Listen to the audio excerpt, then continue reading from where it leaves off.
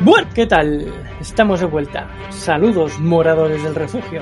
Nos encontramos viajando de tribu en tribu, encontrando druidas, chamanes y todo tipo de magos, recorriendo el mapa en busca de nuevas aventuras. Hoy arribaremos a los salones alquímicos, donde moran todo tipo de hechizos y ungüentos. Eso sí, siempre acompañados de Daniel Cordero. Muy buenas tardes, aventureros. Jaime Barón. Muy buenas tardes, hechiceros. Y el que os habla, Víctor Vera. Hoy no tenemos a Alma, la tenemos estudiando, que está de exámenes, así que mucho ánimo, suerte y a por todas, a sacar cum laudes a tope. Como debe ser, no esperamos menos de ella. Mucha presión noto ahí yo. Nah, es nota básica, es un 5 pelado, un cum laude. Bien, pues tras saludar como es debido y presentarnos ante los sabios, nos adentraremos dirección al bosque más cercano y plantaremos nuestra hoguera, donde como es habitual nos sentaremos y hablaremos mientras llenamos nuestros estómagos. En el episodio de hoy seguiremos hablando de razas fantásticas, de magia, porque nos vamos a los magos blancos o la magia blanca. Ya tocamos un poquito de este tema, no tan concretamente, pero sí algo con los druidas, con lo que tocamos en la serie de razas fantásticas, los druidas. Pero vamos a centrarnos un poquito más en lo que es la magia blanca, o los magas blancas. La magia, entendida como arte o ciencia oculta, es la creencia y prácticas que buscan producir resultados sobrenaturales mediante rituales, conjuros e invocaciones. Proviene del latín magia, derivado a su vez del griego mageia, que significa cualidad sobrenatural, y del griego magique, presumiblemente se utilizaba en el término artes mágicas, junto con la palabra tecne, que significa artes, el cual es el femenino de mágicos, mágico, que proviene de magos, uno de los miembros de la clase sacerdotal y erudita. Se denomina magia blanca a aquellos actos de liturgia mágica cuya naturaleza es benéfica, para el bien propio o el de los demás, y su opuesto es la magia negra. La magia blanca combate los hechizos malignos, pues la magia blanca busca la prosperidad, la integridad, el desarrollo físico y mental en conexión con el espíritu. Su base es la armonización de la buena voluntad humana. Si lo piensas, pues básicamente la magia blanca es un poco, precisamente cuando le estabas definiendo un poco con lo que el arte de los Jedi, ¿no? No sé por qué, pero es como la vía de los Jedi y la magia negra es un poco la vía de los Sith, ¿no? Porque la magia blanca ya, como tú bien has dicho, busca la paz, la armonía y precisamente esas son los objetivos que persigue la disciplina de todos aquellos que han sido instruidos por Yoda, Mace Windu y demás. Pero los Sith son todo lo contrario. Entonces, mientras lo explicabas, pues no he podido evitar notar ese símil con la fuerza que está presente en nosotros.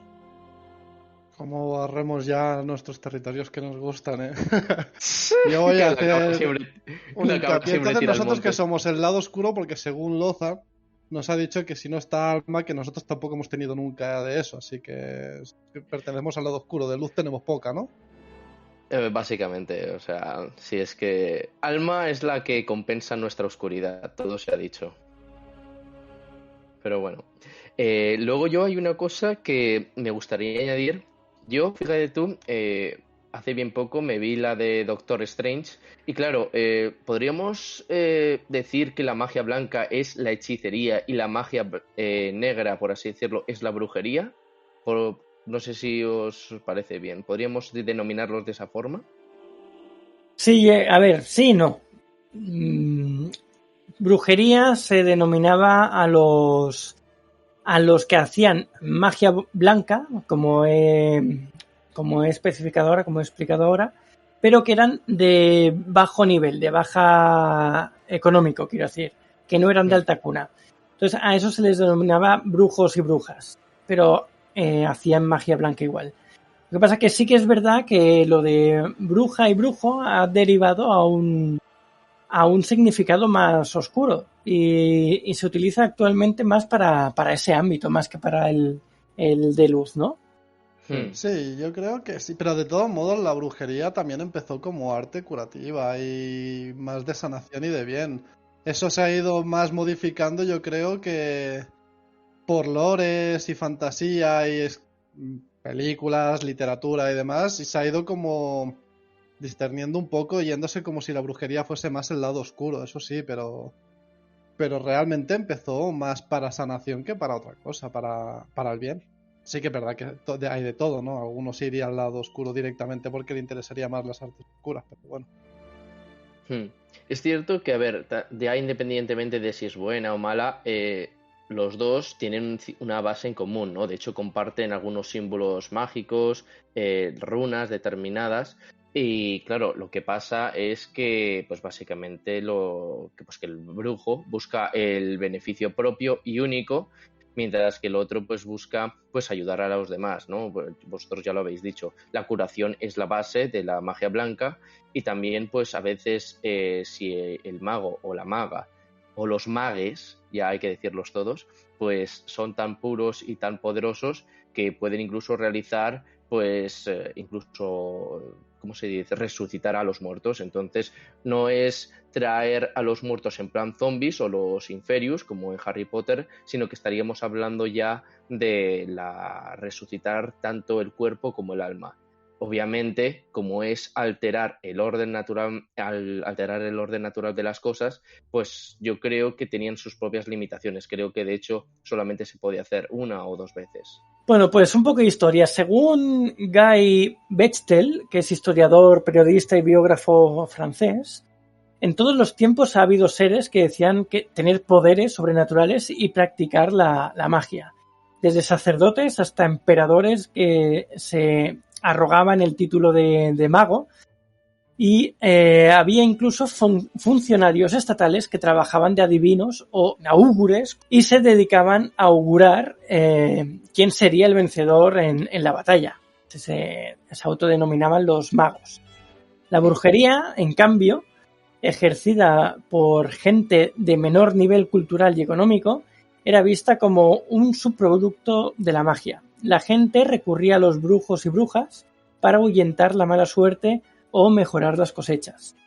En los principios se trataba de una brujería benéfica, ¿ves? Aquí ya nos dicen que la brujería era simplemente un estatus social, ya no eran magos, eran brujos porque estaban por debajo, pero aún seguían haciendo cosas buenas. Las brujas o brujos practicaban la llamada magia blanca y esto se veía tanto en Occidente como en Oriente. En la antigua Roma, en la antigua Romelia y en el antiguo Egipto. Incluso en África existían talismanes contra el mal ojo, amuletos, hierbas mágicas y pociones. Recién con el cristianismo aparece el concepto de brujería como herejía religiosa ligado principalmente a las mujeres. De ahí ya en la connotación mala. Y el mago, magus, va dejando lugar al brujo o maleficus, con lo que el combate contra la magia se convierte en sinónimo de lucha contra el paganismo. Ahí tenemos ya la diferencia o el enfrentamiento entre el bien y el mal dentro de unas palabras o unas denominaciones que eran lo mismo, exactamente lo mismo, simplemente diferenciación económica, social. Y aquí ya vemos que por culpa o gracias a esto, al cristianismo, pues ya se hace la diferenciación entre el bien y el mal con el mago y el brujo. Pues ya que estás tan en plan profesor, ¿qué te parece el comentario de Chemica? Que el término mago procede de los sacerdotes de Zoroastro y que se formaban en la ciudad de Magia o algo así. ¿Qué tienes que decir ante esto, Víctor?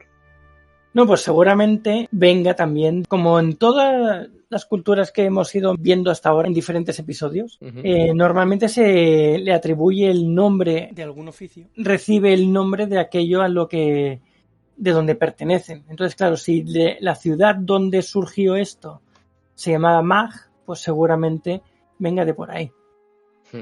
Hay que decir que, claro, si Geralt de Rivia estuviera aquí y se entera de que los brujos están por debajo de los magos, probablemente nos cortaría la cabeza, porque de inferior yo le veo poco, ¿eh? O sea, todavía me quedan algunos capítulos ya de la segunda temporada, pero que ves a Geralt de Rivia en acción y vamos, llegas a pensar que incluso son los magos los que están por debajo de él, ¿eh? Porque de debilidad de él, poco. Sí, pero aún así se le consideran los magos a los brujos, como estábamos hablando. La bruja y el brujo, la parte malvada del mundo, los que tienen la maldad a la hora de lanzar hechizos. Es cierto que se le asociaba, ¿no? Sí, lo que me ha hecho curiosidad es cuando has comentado, Víctor, lo de las brujas y brujos, que decías que se dedicaban a hacer que las cosechas fueran mejores, que fuese todo más próspero, en plan como si fuesen todo bendiciones que luego han pasado a ser maldiciones. Más que conjurar hechizos, era como que creaban eso, una maldición en una zona o en algún lugar, o una bendición en caso de que se dedicaran a lo blanco, pero no eran como de lanzar hechizos, eran más como eso, una maldición o bendición que se asociaba a un huerto, a una persona, a una ciudad, a un sector o lo que quisieran ellos. Claro, es que ya más cerca de nuestros tiempos, también se les denominaba brujos o en el término malo a todos los que se dedicaban a la adivinación, a los oráculos, artes cabalísticas, que hacían augurios y auspicios, que hacían hechizos y utilizaban sortilegios. Todos estos eran brujos y se denominaba como desde el lado del mal, porque estaba mal visto y entonces pues se les llamaba así despectivamente, así que sí, es así. Bueno, lo que dice Chemica de lo de que las alquimias también se consideraba brujería, supongo que viene porque las propias brujas, cuando ya se empezaron por el cristianismo a verse como lo malvado, se dedicaban a hacer pócimas y ungüentos y demás para sanar o para lo que quisiesen. Y claro, luego aparecen alquimistas y siguen siendo creadores de, pues eso, pócimas de diferentes cosas así más tipo brujería, y por eso se les asoció a eso también. Al final, cuando algo es desconocido y todos tienen algo en común, en este caso que provocan o hacen que surjan cosas que no son normales o que no se esperan, se mete todo en un mismo saco y meten a eso, a los alquimistas, a los que hacen adivinaciones, a los que tienen la bola de cristal, los oráculos, a los que hacen todo este tipo de cosas que no se entendían, los meten dentro del mismo saco y todos son brujos y todos son malos. Entonces, esto viene pasando desde mucho tiempo atrás y con muchas cosas. Así que podemos entenderlo que es posible que eso sea normal tenerlo así en estos términos. Luego, estamos hablando de temas de magia y hechicería. Voy a hacer un pequeño inciso porque ya sabéis que se acaba de estrenar la serie de Los Anillos de Poder. Y en Los Anillos de Poder la magia estará muy presente. Entonces, como que lo voy dejando por ahí, está ahí también. De hecho, pues claro, probablemente veamos en acción también a Sauron, que posiblemente... A ver, no es lo mismo, porque ya en su momento lo mencionamos en el capítulo del Señor de los Anillos, que no es exactamente lo mismo quizás un maya que un mago, pero que es un ser con bastantes poderes y es un ser que podríamos decir que practica la magia negra. Además tengo muchas ganas de verlo, a ver qué... Porque dicen que lo han hecho lo más fiel posible a los libros y al canon, a ver qué tal está todo eso. Según tengo entendido, abarca la segunda época del Sol, pero no estoy seguro. Y también dicen que se han dejado bastante presupuesto en que los efectos y todo lo que es el mundo esté bien hecho. De hecho, más que en las películas, decían. Pues hombre, muchas ganas. Eso espero, porque Si quieren igualar la calidad de las películas, pues tienen que ponerse las pilas. No, la querían mejorar.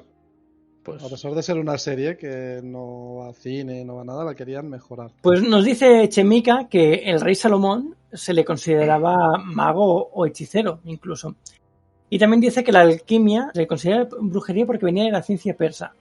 Y se le empezó a considerar brujería por la Inquisición española. Sí, es cierto que con la Inquisición pues empezaron, o sea, es cierto como que ponen a la Inquisición española como muy mala, pero realmente no es así. O sea, la Inquisición española ejercía juicios y, bueno, a ver, por supuesto tendría sus defectos, pero que trataban de ser los más justos y gracias a esos juicios, gracias a la Inquisición española, pues se evitaban realizar ejecuciones a diestro y siniestro. Luego, claro, vinieron los siguientes y sabe cuántas personas, cuántas mujeres ejecutaron de manera injusta. Pero ¿qué es lo que pasa?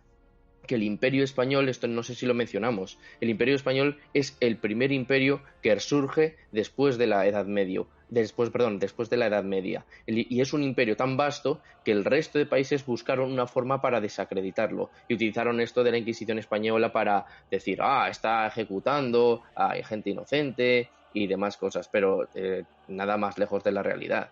Pequeño apunte. Sí, con ese tema, o sea, con cosas históricas, siempre hay que tener cuidado porque cada bando va a hacer su relato. Entonces, nunca sabes hasta qué punto es real o no lo que se cuenta. Siempre hay que cogerlo con pinzas, tanto el relato de un bando como el del otro, porque los dos tienen partes de razón y los dos tienen partes de mentira o de exageración.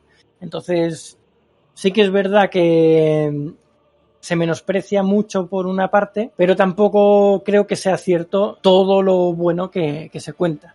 Que puede ser que sí, pero claro, es lo que digo, siempre hay que cogerlo con pinzas las dos cosas. Dependiendo del punto de vista en el que se viese, habría cosas que está bien, habría cosas que está mal. Nadie va a ser objetivo de opinar de manera neutra, entonces estas cosas es lo que tú dices, hay que cogerlas con pinzas. Se puede comentar cosas y demás, pero siempre habrá quien esté de acuerdo y quien no. Tampoco vivimos la época, ni vimos cómo funcionó, tenemos lo que nos ha llegado. O sea que me estás diciendo que no soy objetivo, Dani. Correcto. Uy, esto ya ni empezamos tú, mal. ni O sea, Víctor, ni acabo yo. de volver Bueno, yo y ya sí, me porque... estás...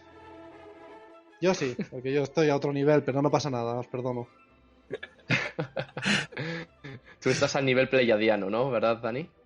Casi. O arturiano, depende. Hay que buscar a ver de dónde viene Daniel. Total. Pues mira, hablando de Salomón, mira, me había recordado esta película en la que, por ejemplo, La Momia, la tercera, en la que el emperador Dios Dragón, ese era también otro hechicero, manejaba los 5 elementos, ¿no? Y entonces, pues bueno, ya sabéis que se le consideraba prácticamente un dios, porque es que prácticamente había conquistado a todos sus enemigos y al final, pues, consigue la inmortalidad. Y con todos esos vastos poderes, pues por esa razón no me extraña que le llamaran Dios. Pero claro, el Doctor Strange está por encima de él, ¿eh? O sea, no nos engañemos. O sea, ya sabemos que según la escala hemos estado mencionando un poco la jerarquía y al final el hechicero supremo es Doctor Strange. O sea, no hay nadie por encima de él. Yo, pero bueno, también lo perdono. Y la bruja escarlata, ¿no? Pero eso somos colegis. Ya decía yo, sí, es que ya se le notaba, ¿eh? Se lo tenía muy callado. Claro, es que el bien y el mal se tienen que juntar de vez en cuando. Cuando se juntan es espectacular. Cuando se separan, pues nos hinchan a hostias.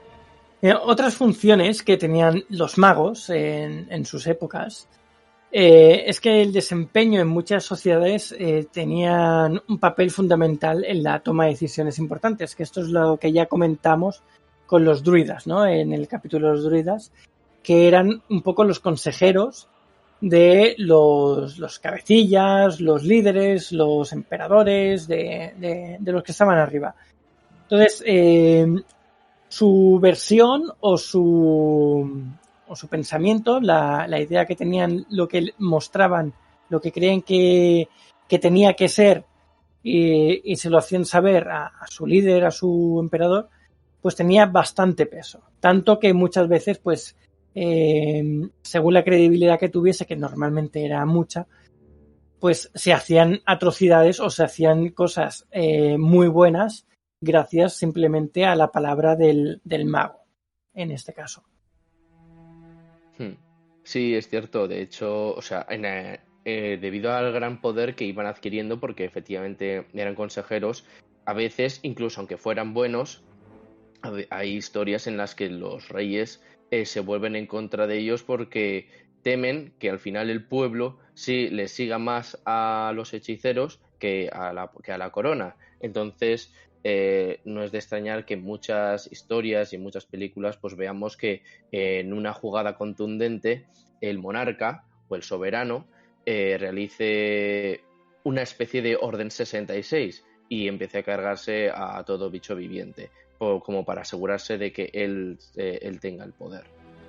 Bueno, esto que estáis comentando de que aconsejaban y demás, esto hablando de lo de antes que has mencionado tú, Jaime, de Witcher, también se ve. Todos los líderes y gente influyente y demás siempre tienen a un mago cercano que le aconseje y le proteja. Lo que pasa es que muchas veces le acaban temiendo por eso mismo, porque tiene más poder, no social quizá, pero con el paso del tiempo acaban ganando ese poder social más que el propio rey, duque o lo que sea que está a su lado, y le acaban temiendo por eso mismo. También te digo, claro, si el rey continuamente no para de meter la pata y no sabe gobernar, pues no es de extrañar que al final la gente siga a la única cabeza racional que hay en el reino.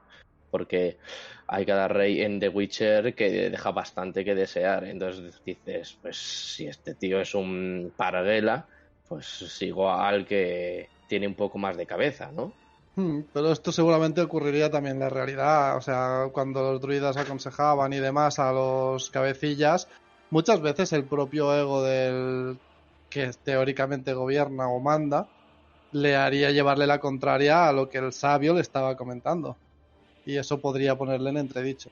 Pero bueno, siempre tenían a alguien que se suponía que era que tenía gran conocimiento a su lado para aconsejarles. Sí, sí. De hecho, yo creo que esto, o sea, no es, o sea, viene desde antiguo, ¿no? De hecho, diría desde el antiguo Egipto o quizás antes, porque ya sabemos que en Egipto, pues bueno, estaba el faraón y demás, que era el monarca, pero luego también estaba, pues, esta especie de concilio de magos. Otra de las cosas que son curiosas y que son bastante lógicas, una vez lo piensas, es que la magia, lo que viene de los magos en este caso, pues podemos englobar a lo que es el alquimismo, también la alquimista, que ya lo hemos comentado, y a todo lo que hacía, que es básicamente ciencia, ¿no? Lo que hacía era pues investigar y hacer sus mezclas para conseguir pues sus cositas de alquimia, y a esto se le consideraba ciencia. Con el paso del tiempo, estos magos, estos alquimistas, eran los científicos, han sido los científicos dentro de su época. Es curioso, ¿no?, ver en el momento en el que se ha separado el científico del mago. O sea, ya nos hemos separado la ciencia de lo que es una pseudociencia o de lo que es simplemente fantasía y magia y que no tiene nada que ver con la ciencia, ¿no?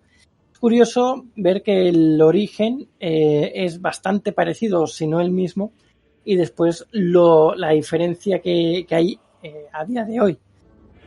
Al fin y al cabo, todo esto viene por el desconocimiento. Cuando no conocen el porqué de las cosas y ya existía pues la brujería, la magia, todo lo englobaban en el mismo paquete.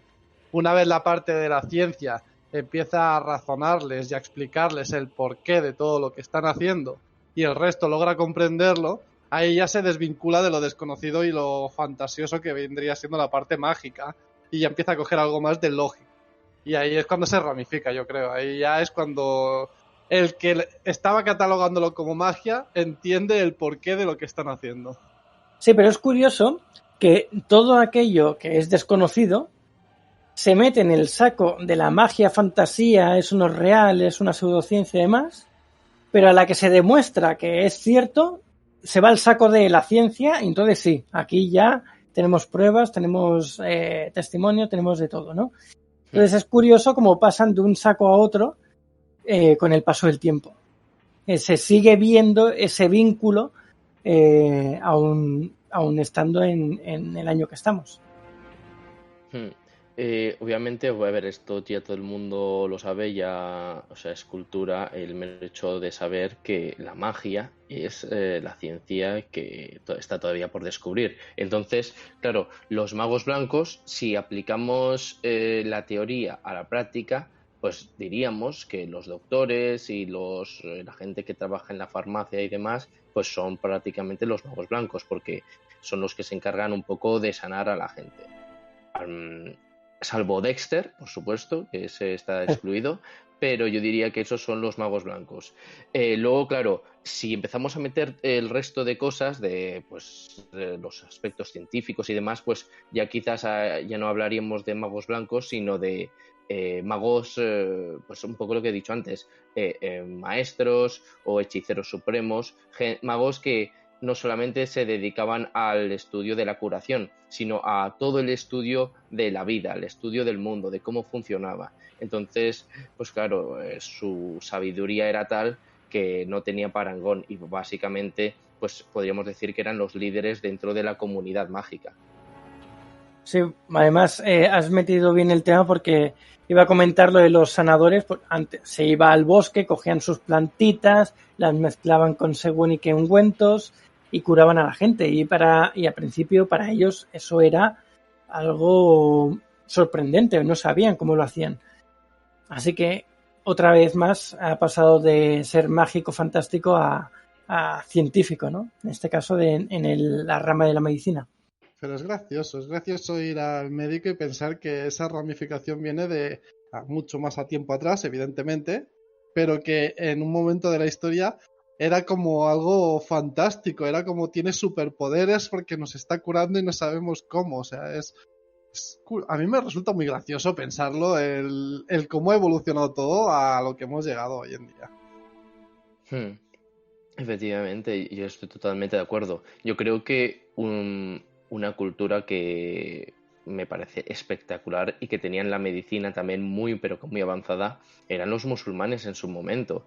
De hecho, nos daban una paliza en ese aspecto. O sea, iban 2 pasos o incluso 10 pasos por delante, si se me permite decirlo, a los cristianos, porque veías sus estudios, veías sus registros y veías que no tenía nada que ver con los cristianos. De hecho, a menudo nosotros creíamos o veías afirmaciones en algunos libros que para nada eran verdad. De hecho, los musulmanes decían en sus registros decían lo opuesto, porque ellos habían demostrado que eso que decíamos que era maligno era beneficioso para el organismo. Entonces, en la historia musulmana, pues también había mucho. La medicina está muy avanzada y de hecho, por ejemplo, en el Reino de los Cielos también se ve que los físicos y todo eso de Salahadin saben mucho más que las del reino balduino.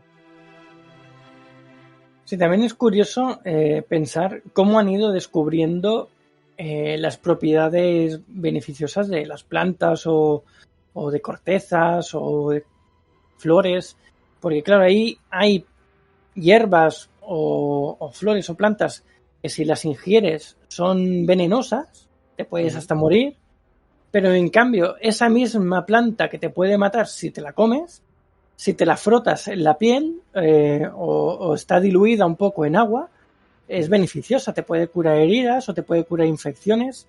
Entonces es curioso ver o pensar cómo llegaron a encontrar estas formas de usarlo, sabiendo que un compañero murió por haberla comido y bueno, lo primero que piensas es esa no la toques.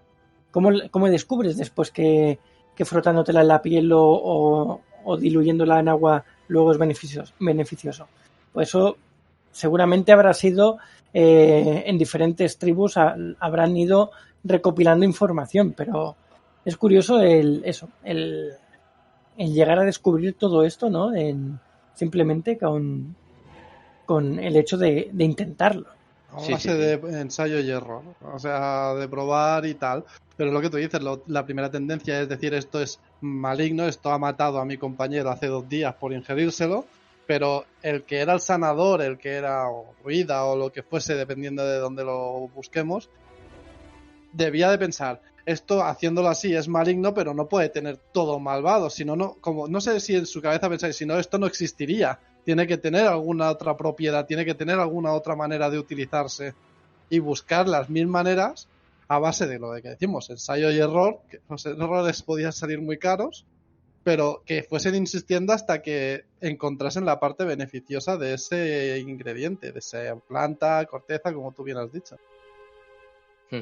Sí, de hecho creo que, mira, has puesto lo que has dicho, lo que habéis dicho me ha recordado, creo que era la planta, la adelfa, que tiene muchas propiedades y son buenas, creo.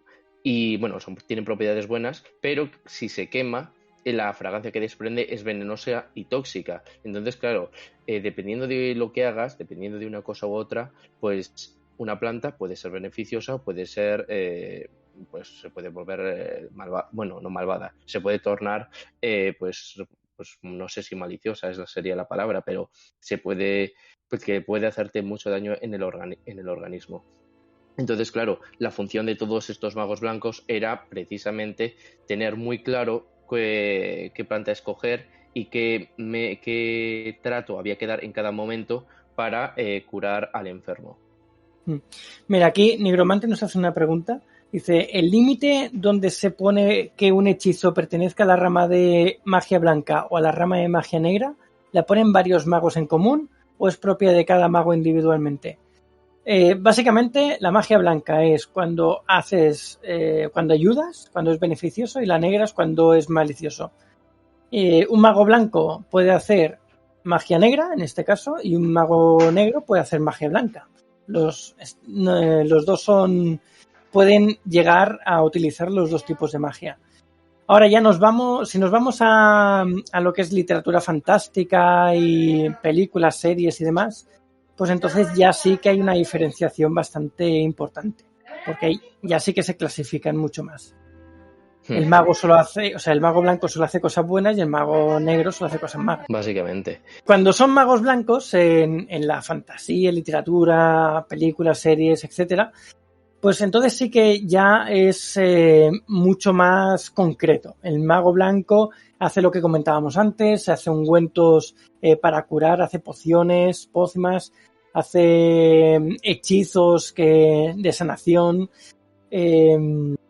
Y el mago negro, pues todo lo contrario, utiliza también pociones que hacen daño, hechizos maliciosos, todo lo contrario.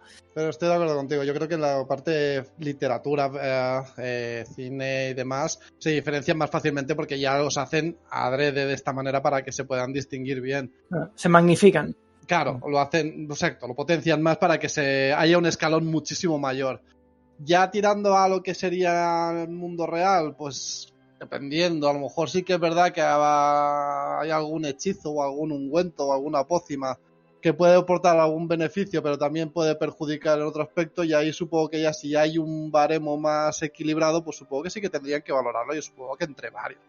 Que esto no lo decide el propio creador si yo lo he hecho para el bien o para el mal, supongo que lo hacen más en puesta en común o si el beneficio es mayor o menor, dependiendo también de la situación.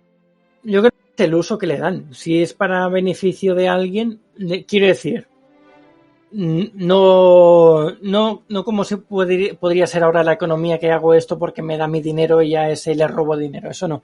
Beneficio general, que no es malo, que es bueno para el pueblo, para los vecinos, para los que haya, en ese caso, que se vean afectados. Yo no veo tanto como un claustro ahí diciendo esto es bueno, esto es malo. Yo lo veo más como un uso. Es lo que decía, un mago oscuro, alguien que sea mala persona, puede en un momento determinado hacer un ungüento o una poción para salvar a alguien querido suyo. Entonces, en ese momento es magia blanca para alguien en concreto. Pero es malo, porque es mala persona. Entonces, yo creo que es un poco más ético, social, que no un compendio y decir esto por aquí y esto por allá. creo, sí, en eso sí, pero yo ya era más en plan... Supongo que mi cabeza ha ido como más a la medicina moderna. Tú, por ejemplo, ahora te coges un tipo de medicamento y tiene sus efectos secundarios, por decirlo de una manera. En aquel entonces no se podía estudiar para ver cuáles eran, era más ensayo y error. A lo mejor crean una pócima para curar algo, pero a la larga está perjudicando muchísimo. Y a ese lo catalogan como de malvado, o a ese hechizo, o lo que sea, o al creador, sin que lo hubiese hecho con mala intención también. Entonces... es un poco a lo que me estaba también yo refiriendo yo, pero sí que es verdad que también luego está una vez ya se sabe que esto puede hacer el mal y puede hacer el bien, ahí ya está la parte ética de cada uno. Entonces sabes que si lo utilizas de esta manera vas a matar o vas a herir o vas a perjudicar, y si la utilizas de esta otra manera vas a hacer que algo salga mejor, ayudar, beneficiar al que le estés dando eso. Sí, en este caso sí. Correcto. Perdonad ahí otra interrupción, está claro que yo estoy luchando contra viento y marea, pero efectivamente yo estoy de acuerdo en eso, en la parte ética. Es cierto que a lo mejor en las películas, pues claro, ya se ve clarísimamente mayor la diferencia, ¿no? Porque los magos, los magos oscuros o magos, los que practican la magia negra, pues prácticamente... apenas están continuamente haciendo fechorías, apenas, o sea, nunca están curando a nadie, simplemente siempre están matando, torturando o, pues yo qué sé, alterando el orden natural de las cosas, pues, ¿cómo? Pues levantando un ejército de muertos y corrompiendo la mente de los inocentes. Entonces, pues claro, se nota en las películas y a veces en las series esa diferencia que a lo mejor en la vida real es más fina, pues en las series, en las películas, esa línea está clarísimamente clara, todo el mundo la ve. Está por un lado el bien y por otro lado el mal. Sí, en la línea esta de los médicos, o sea, de los sanadores antiguos y demás, es muy fácil, por ejemplo, nosotros en el libro de Galdín tenemos un personaje que en su momento era sanadora, en este caso era mujer, y eso, y cogía plantas, tenía en su jardín plantas medicinales para usar en la aldea y curar a todos los aldeanos. Y pues bueno, en este caso sería una maga blanca y está muy enfocada hacia ese beneficio que otorga su rama mágica, ¿no? Entonces, del mismo modo, también tenemos nigromantes en la saga que hacen todo lo contrario. Entonces, claro, es un poquito eso. Va a depender de si estamos hablando de algo de literatura o cine a el folclore real que sucedió, ¿no? Antiguamente. Sí, si tú luego quieres dar a conocer por lo que tú dices en novelas o películas o videojuegos incluso, es potenciar o magnificar al villano malvado oscuro y darle más protagonismo y más poder y más bondad al lado de la luz. Ten cuidado, Nigromante 2004, porque cuando Víctor ha dicho Nigromantes, yo creo que ahí había algo de mala intención por parte de él, porque eso de que... No, ahí también estaban los Nigromantes, de hecho lo ha metido ahí como diciendo, se me olvidaba, pues ten cuidado, Nigromante. Eso a mí no se me ha escapado. A ver, puede ser que me equivoque, pero yo he notado ahí algo oscuro y siniestro. Te equivocas mucho. Nosotros queremos mucho a Nigromante y de hecho tiene poder en el libro y no por su nombre, tiene bondad él en su personaje. Es más, mi maldad no va hacia Nigromante, en este caso va hacia Jaime. Jaime, tienes varios retos acumulados durante los capítulos, los episodios que no has estado aquí. Así que... Camisa 11 varas. La camisa de 11 varas, ¿verdad? Bueno, pues empecemos la clase, chavales. Rapidito, no queremos tampoco... No, sí, además que queda poco tiempo. Pues bueno, a ver, básicamente nos situamos en la Edad Media, Castillo, todo el mundo... charla! Oye, ahí te vas a... Acaba, pero me ha hecho gracia interrumpirlo. A ver, visualizamos todos el castillo, ¿no? Pues vemos las dos torres, o sea, torre izquierda a la torre a la derecha. Pues la camisa es básicamente lo que hay entre ellas y, claro, el dicho no es cuestión de meterse en camisa de 11 varas, es pues cuando viene de cuando asaltaban al castillo, pues si tú estabas en la camisa, pues era el peor lugar, porque básicamente te acribillaban a flechazos. Entonces, precisamente tienes que estar en cualquier otro lugar menos ahí. Y es de ahí, eso es el origen de ese dicho. Sí, muy bien. Bien resumido. Bien. Ahí, Bien, primero. El segundo, Daniel, ¿tú te acuerdas cuál era? Sí, por supuesto, pero este no lo puede hacer hoy. Es que haga un monólogo él solo de Tulu el día que hagamos el programa. Bueno, no puede hacerlo entero, pero puede dar una introducción. ¿Una introducción? Un resumen rápido de Tulu. Bueno, pues tras tanta charla... Y tras tanta charla y llenar nuestros estómagos de deliciosa comida y bebida, abandonaremos la hoguera en busca de alguna otra aventura. Pero no antes de deciros algunas de nuestras redes sociales y el email para contactarnos. Podéis escucharnos también, los que nos escucháis en diferido, en directo, cada semana aquí en Twitch, los viernes a las 8 de la tarde, hora española. Y así nos podéis hablar por el chat, darnos comentarios y, bueno, colaborar un poquito.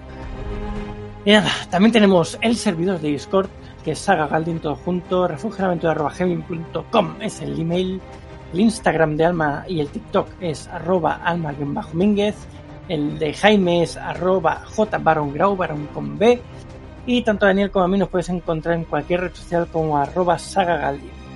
Y nada, muchas gracias por escucharnos y nos vemos pronto en el siguiente programa de Refugio el Aventurero. ¡Buen viaje, aventureros! Muchas gracias por estar una semana más con nosotros y nos vemos la semana que viene. Muchas gracias por compartir vuestros hechitos y sabiduría, magos y magas, y nos vemos en el siguiente curso de Hogwarts.